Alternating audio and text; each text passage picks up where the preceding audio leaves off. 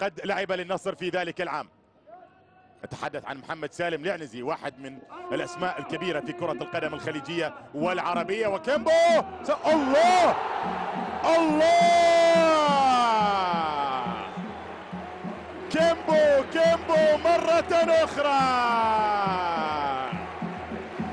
يا هي عودة، ما أجملها ما أحلاها من عودة. يا كيمبو